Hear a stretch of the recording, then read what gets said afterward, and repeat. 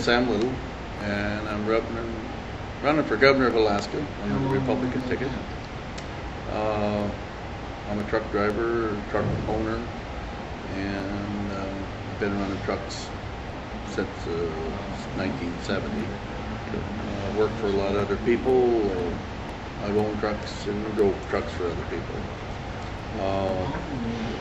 I've been involved with a few things trying to protest against high cost of fuel at different times and things that have tried to destroy the American trucking industry and the owner-operator, which I have great faith that the owner-operator is the backbone of the nation because they spend a lot of money no matter where they go.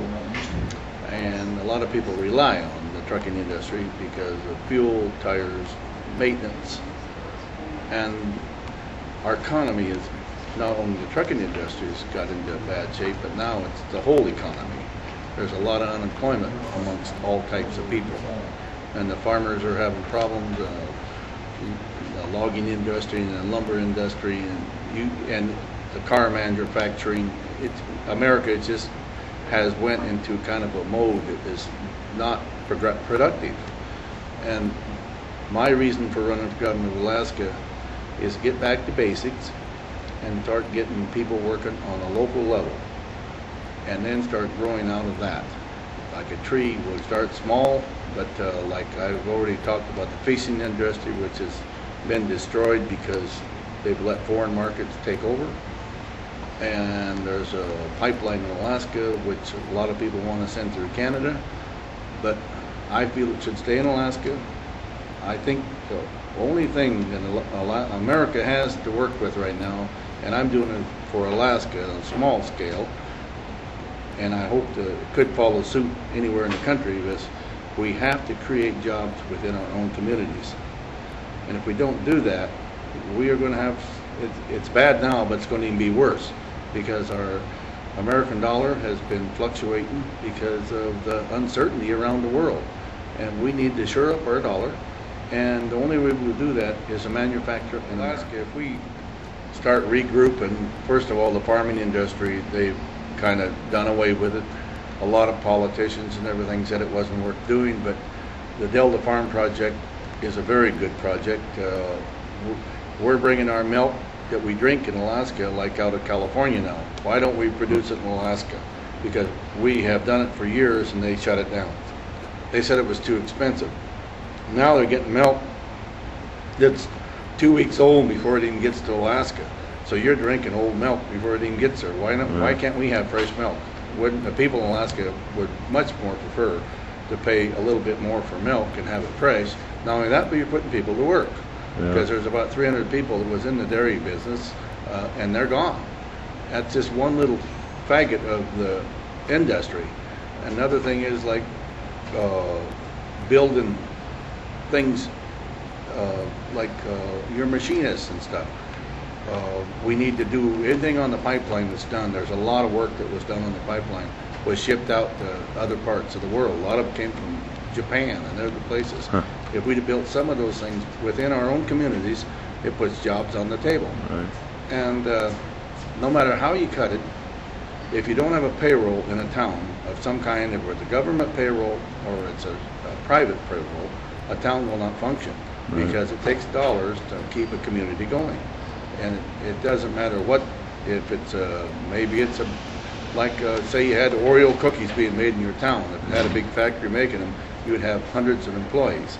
And if that's the way I look at it, we have to recreate and build things locally.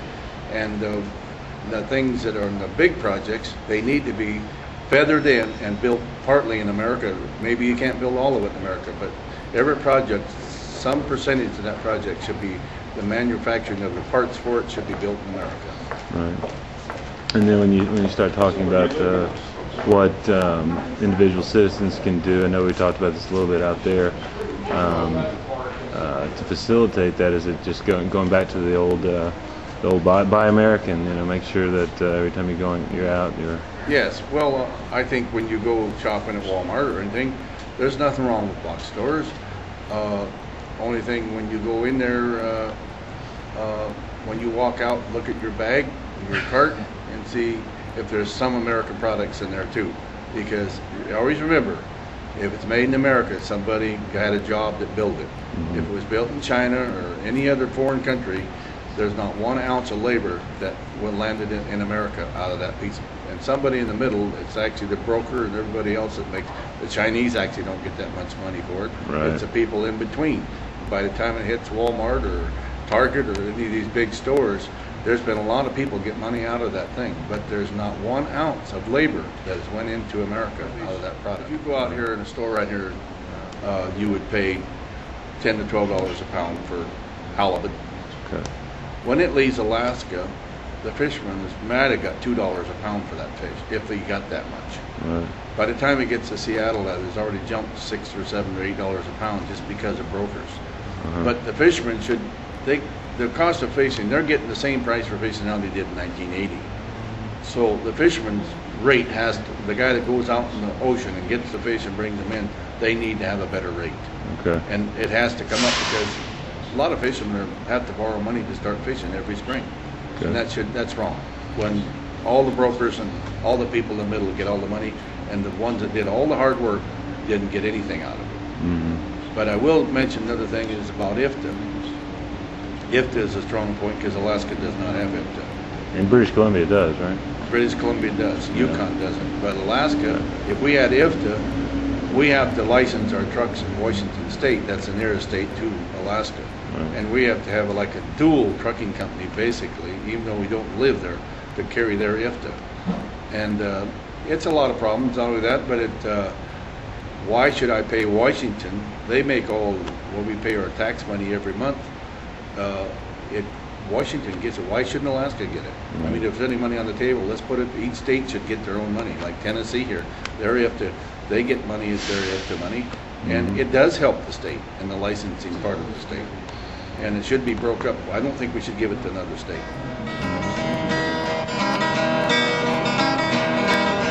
All over Alaska, from Kodiak to Nome, Anchorage, Fairbanks, and Juneau, or if Ketchikan is your home, oh, jump on the bandwagon and join the winning team. Or a truck driving governor wearing boots and blue jeans. Let's run a truck driver for governor next time. I think those other politicians have lost all of their shine. To all of you Alaskans across this great land, the next governor's gonna be this truck driving man.